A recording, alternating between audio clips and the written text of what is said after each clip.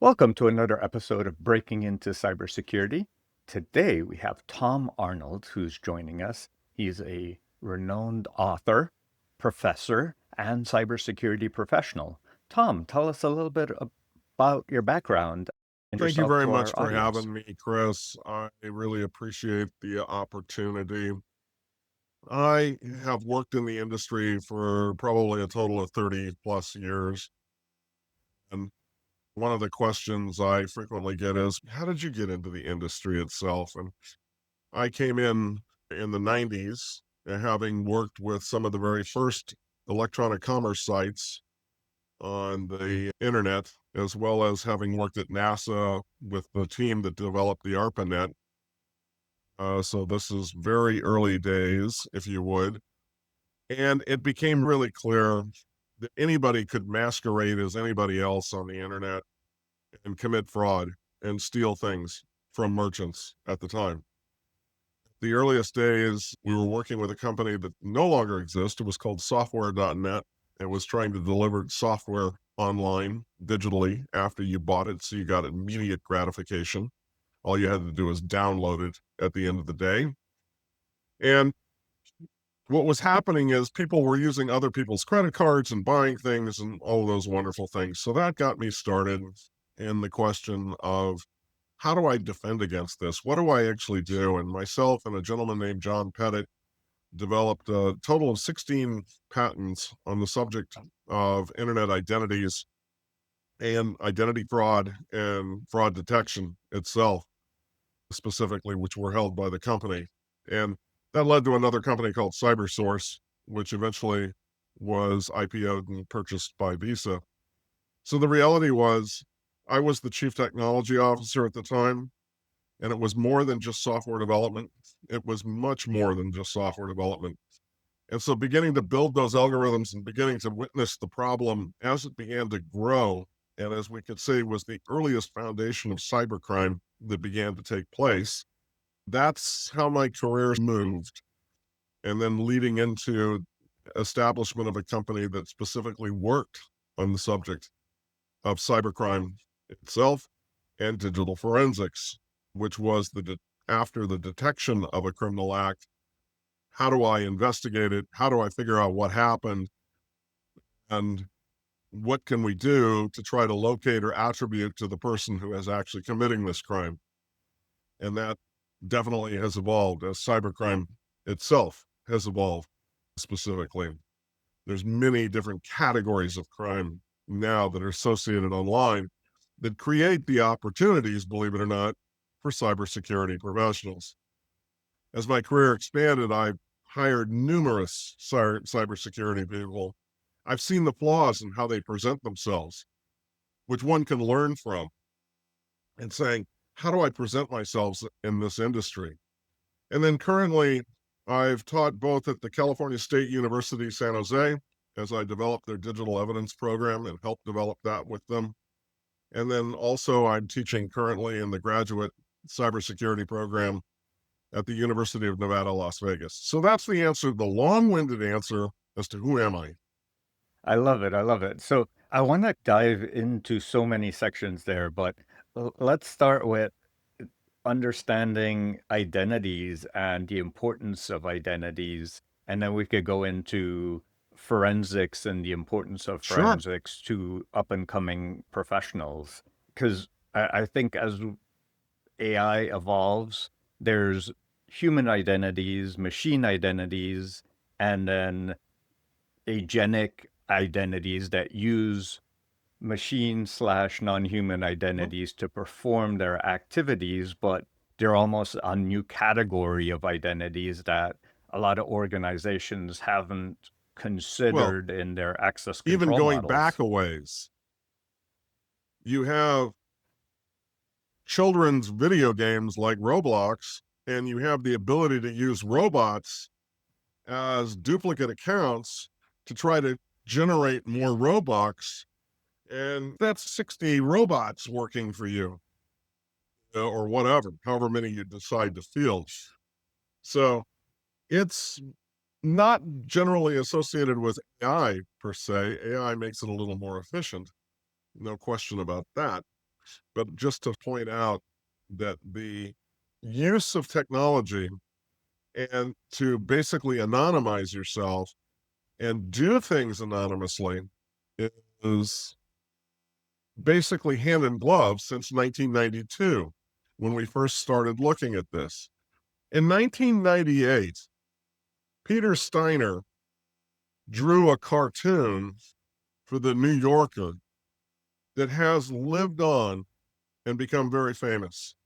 The tagline of the cartoon, it was a dog sitting at a computer screen, and the tagline was that on the internet, nobody knows you're a dog. And that's absolutely real. Now, what we were attempting to do in the earliest days was to figure out what elements of information do you know and do you provide that are consistent that will tell me that you might be a carbon unit that's actually associated with this credit card that's being presented online in the earliest days. And it was, what attributes do you look at? How do you score this? Okay. And even though AI is a recent buzzword, we were using expert system logic even back in the late 90s to begin to make that decision to say, what's the potential that you're not who you claim to be? That this could actually be a fraudulent use of a card. And now I'm going to refer you to have to talk to someone live, or I'm going to refer you somewhere else because I don't necessarily know for 100% sure at my decision, but I know that the points that you've scored are high enough that I need to make a referral and ask you to make a phone call, sort of thing, is the logic in the earliest days. So one has to realize that Peter Steiner, with a great amount of foresight, saw that on the internet, nobody knows you're a dog. It works both ways. If you create a Roblox account, all you need is a username and to tell them your age. There's no verification. You're in at that point. You can be in 50 different times. Doesn't matter. I'm just using that as an example. Okay. And my point being, that's how it was in the early days and how it continues now, largely. So that's on the subject of identity, if you would, confirmation as to who they are, type of thing. Now, two-factor authentication and multi-factor authentication has come a long ways in trying to help that because you're pre-registered, there's some level of trust, and maybe I send a code to your cell phone, which is offline to the internet conversation, and you enter that code, it means you have access to the cell phone. And unless somebody's trying to solicit that information from you, it's actually very effective when you're logging in to try to use something. So when you're using your bank account now, that is a really common practice and common behavior. For the first part of the question? It does. It definitely sets the history and allows people Right. to better understand the evolution. So when we're talking about breaking in to cybersecurity, if we can jump that direction, if you don't mind, the thing that I've always Yeah, observed absolutely. is that there's multiple disciplines in cybersecurity.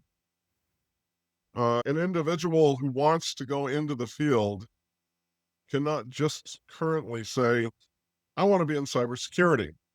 Okay. That's what I want to do. I have to have a little more than that.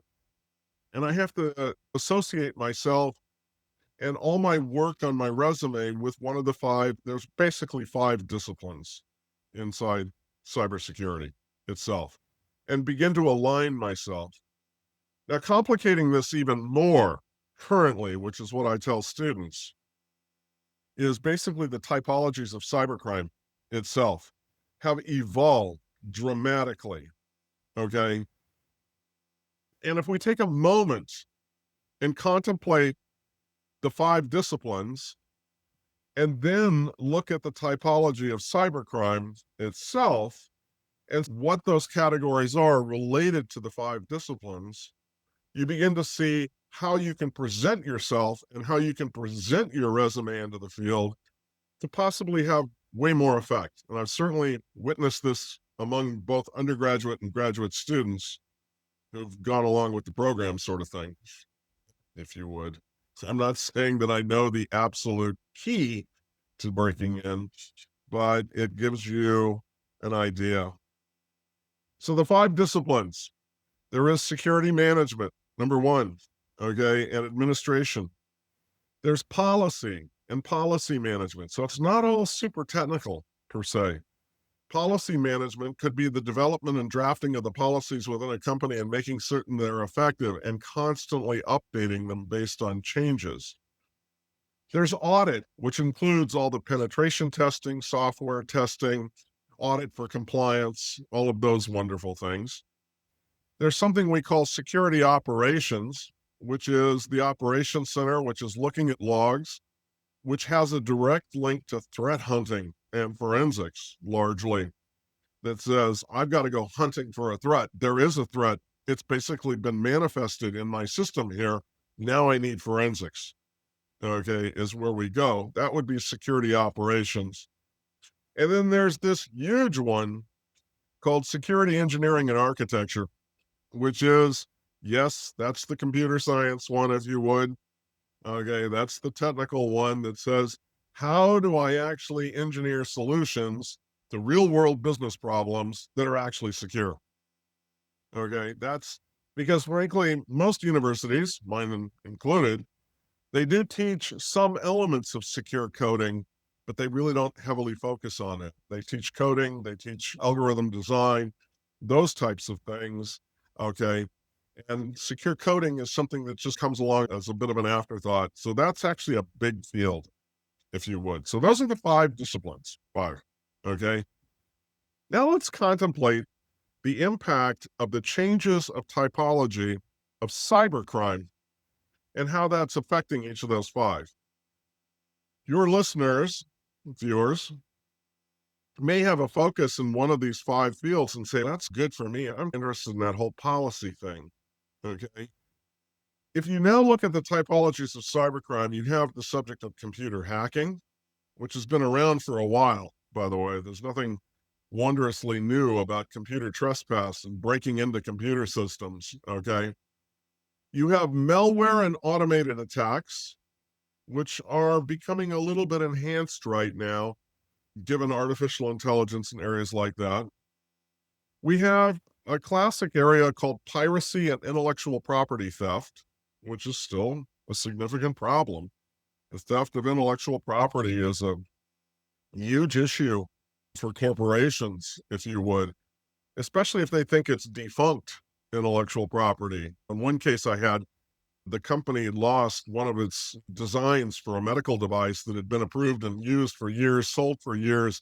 They end of life the product, they chopped it off. The bad guys came in, and what they stole was all the old stuff, including all the certifications, everything else, and then they went to sell it. You know, it was still had great value in another country. The problem was is they'd taken it off their list of actual intellectual property, so the corporation had a real problem in trying to investigate what actually happened, what actually got stolen, and whether or not they actually had value. It had huge value where it went. The next big one is fraud, which we talked a little bit about on the internet. Nobody knows your dog. Pornography and image-based abuse is becoming a much bigger issue. Now we're getting into deepfakes. Okay, you're getting into AI-generated images. How do you detect an AI-generated image? And even from a forensic standpoint, there's still papers being written on how we in forensics actually will go through and analyze these images to definitively say this was AI generated or this is real, situation. There's child sexual exploitation offenses, which is massive, and we have a pretty good understanding of that. There's cyberbullying, harassment, and cyber stalking. Now, all of these have an impact. If I chose policy, oh, I want to be a policy person, that sort of appeals to me. All of these have impacts on the policies and how you craft those and how you educate people with regards to these. Cyberbullying is a problem inside a corporation. Cyberbullying is a problem inside of a high school. Okay, harassment and cyber stalking are absolutely real. Extremism and cyber terror, are absolutely real. We talk about grooming for child sexual exploitation. There's also grooming for extremism, basically. And a lot of the same games and tools and other things are used to try to recruit for these organizations. It is well documented that even Al Qaeda uses games to try to recruit like minded people, basically. There is warfare and intelligence operations. Now, a lot of companies will sit there and go, warfare, intelligence ops? Really? Do I get involved in this stuff? Yeah, I'm sorry, you actually do. Okay. You may have and be a third party to some other company that happens to be a defense contractor. And maybe you become that foothold as a heating and air conditioning company as to how they actually break into that other company and actually do the work. So you can have very sophisticated attack vectors and coming into those sorts of operations. Warfare and intelligence operations try to be very secretive, they try to hide. It's not unheard of to find multiple units inside of a victim company or machine because they tend to hide a lot. They don't tend to take aggressive activity unless they move into the warfare side of things where they want to break you. And then finally, there's illicit market operations as well, which we know as the darknet. All of those are different typologies of the category of cybercrime, and they have an impact on all five of the disciplines that you're going into. So I try to educate students right now to the fact that if you're going to go into one of these fields and you really want to go into one of the five disciplines, that you take a look at the subject of cybercrime and how the typologies work and how they impact the area that you're interested in getting into, if you would. So that's the long-winded answer to the second question. I love that. I've never heard that.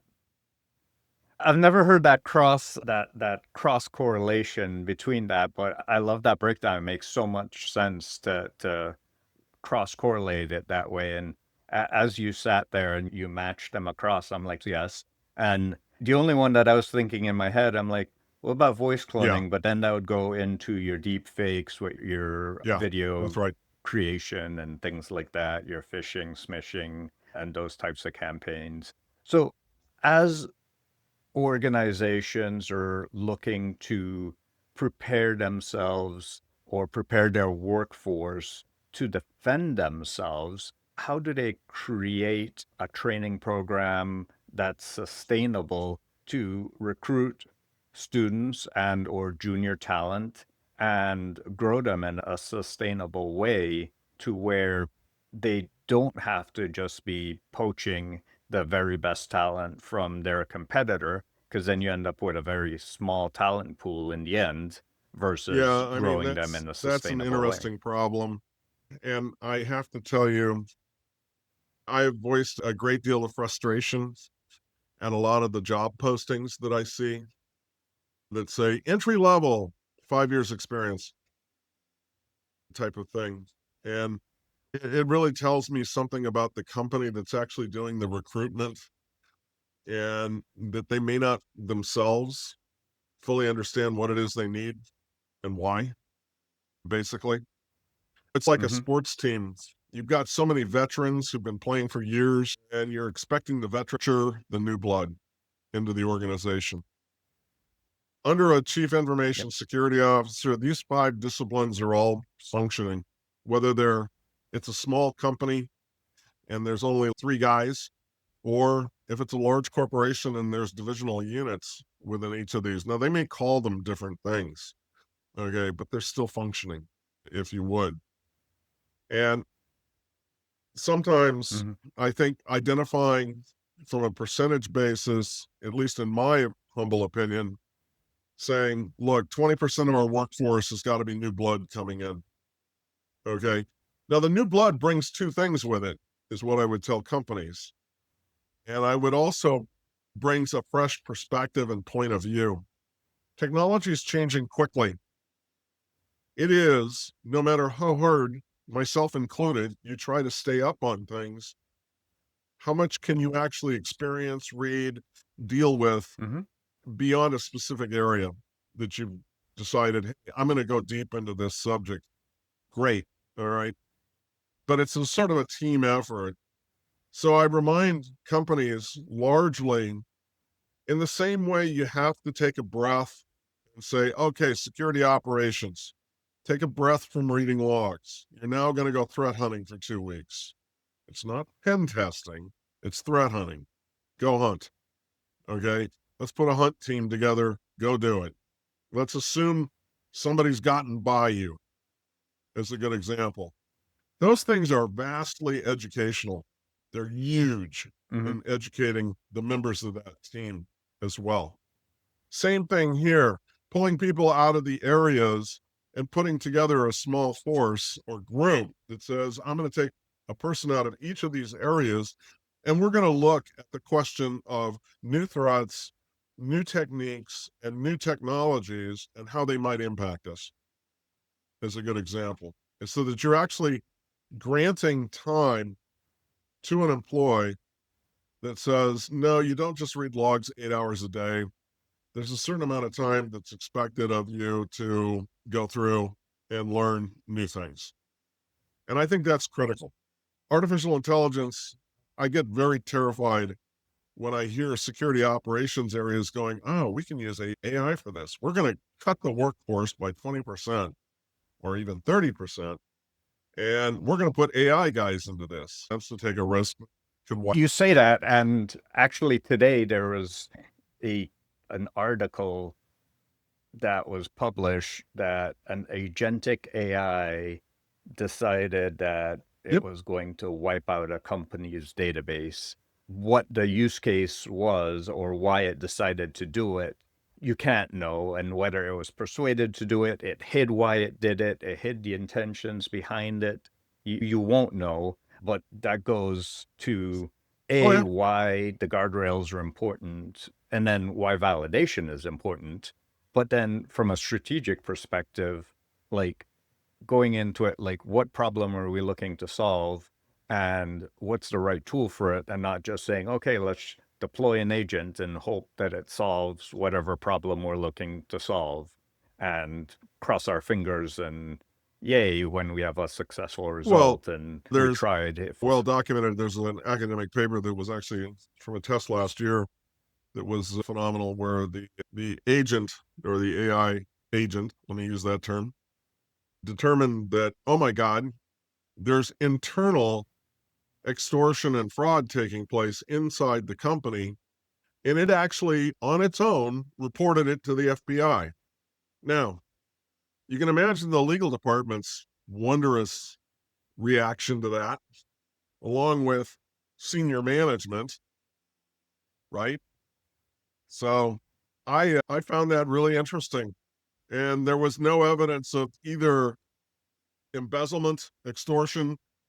Yeah, on a similar line, I saw Anthropic published a study where their agents attempted to bribe the system admin that it had access to their calendar, their email, blah, blah, blah, that they saw they were having an affair, but also read that they were going to shut down the agent and said, if you shut me down, I will Yep. expose you prior to you attempting to shut me down. Hold off.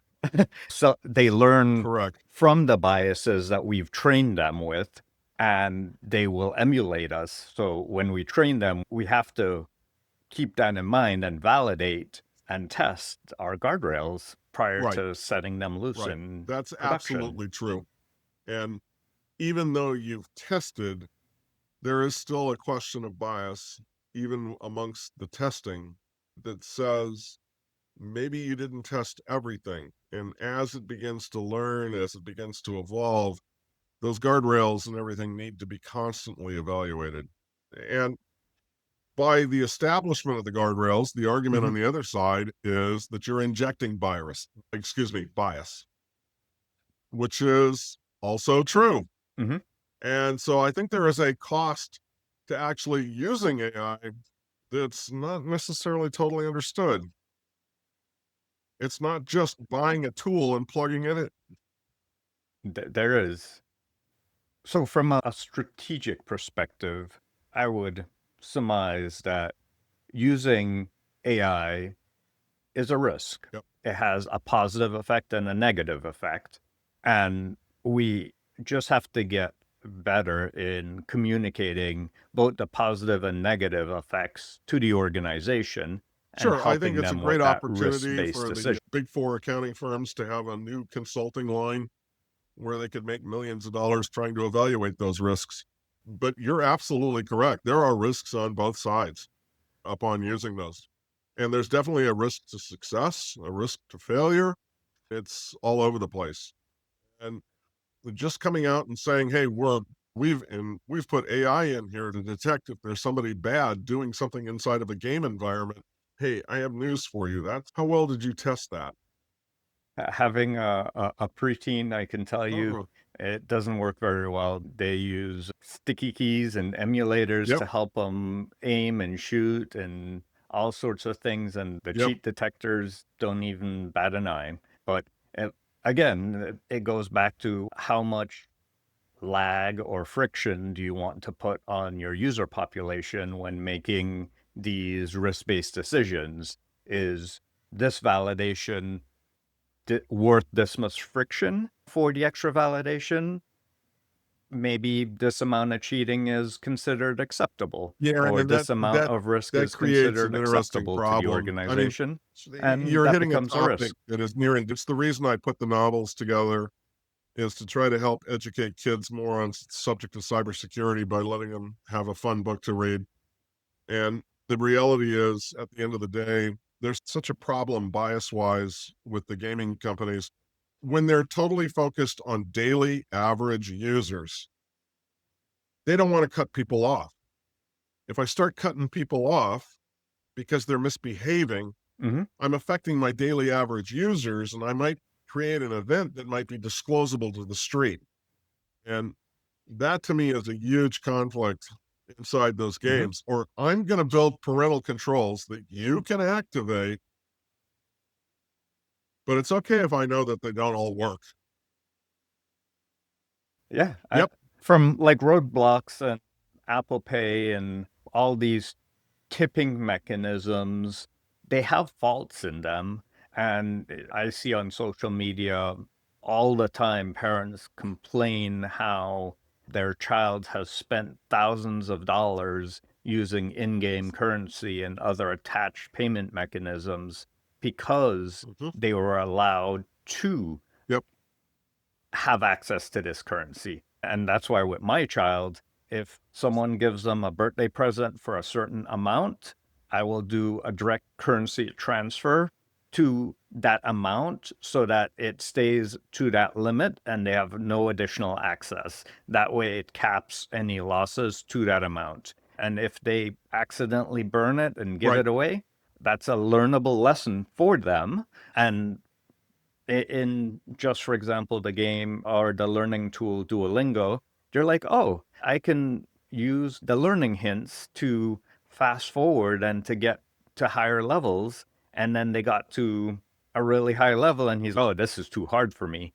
I'm like, okay, we can Right. reset you. At least you learned that if you tried to use the hints, you'll fast forward too Yep. fast and now you have to restart. But I provided that as a learning opportunity and he learned from it. And And I hopefully think you reach them once you through that. allow parents And that guardrail, that, yeah, and but the you have best to part let them is know what you're that is. establishing a parental environment which says having a discussion on cyber security and cyber safety and cyber hygiene is a safe harbor.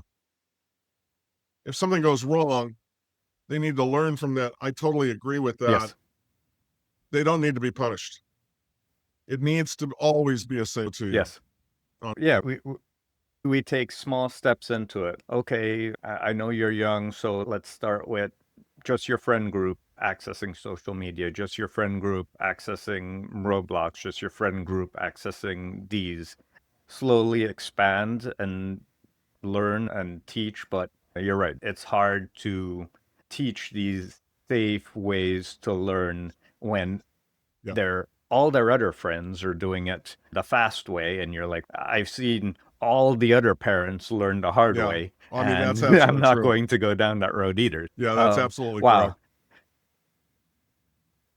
Tom, this has been a riveting conversation. Any of the links that you shared, the books that you shared, send the links with me. I'll include them in the show notes, references Yep. to your website, your articles for the readers to follow up. I'll include them in there. Thank you so much for joining us I today appreciate you having and me very sharing much. all your wisdom. I really appreciate it.